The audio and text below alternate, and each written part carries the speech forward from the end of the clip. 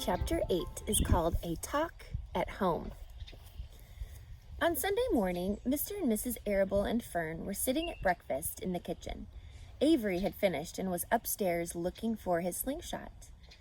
"Did you know that Uncle Homer's goslings hatched?" asked Fern. "How many?" asked Mr. Arable.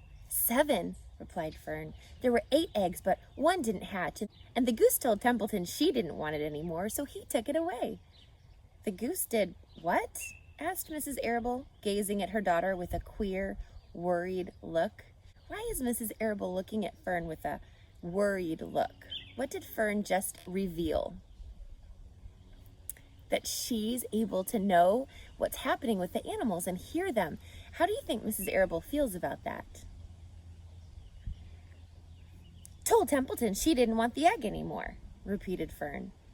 "Who's Templeton?" asked Mrs. Arable. "He's the rat," replied Fern. "None of us like him much."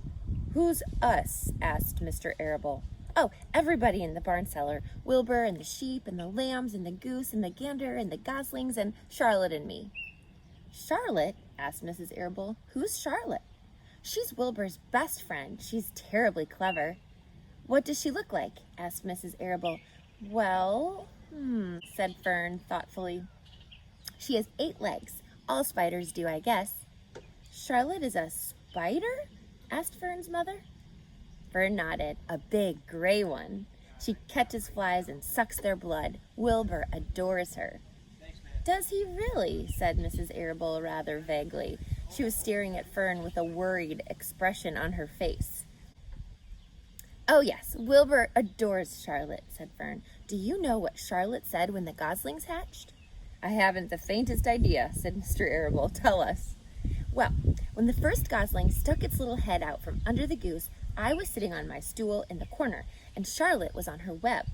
She made a speech. She said, 'I am sure that every one of us here in the barn cellar will be gratified to learn that after 4 weeks of unremitting effort and patience on the part of the goose, she now has something to show for it.'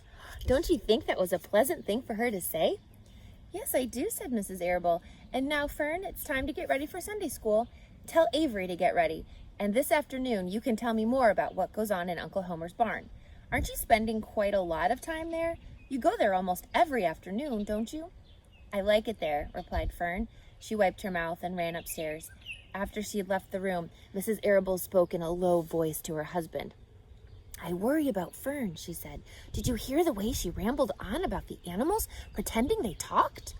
Mr. Arable chuckled. "Maybe they do talk," he said. "I've sometimes wondered. At any rate, don't worry about Fern. She's just got a lively imagination. Kids think they hear all sorts of things." "Just the same, I do worry about her," replied Mrs. Arable. "I think I shall ask Dr. Dorian about her the next time I see him. He loves Fern almost as much as we do, and I want him to know how queerly she's acting about that pig and everything. I don't think it's normal. You know perfectly well animals don't talk." Mr. Arable grinned. "Maybe our ears aren't as sharp as Fern's," he said. "Have you ever wondered what that would be like, to be able to talk to animals? Wouldn't that be fun? Do you think Fern can really hear what's going on in the barn cellar, or is it her imagination? Or maybe E.B. White, since he's writing fiction, just wanted to write a story where she was the only one that could hear what's going on in the cellar."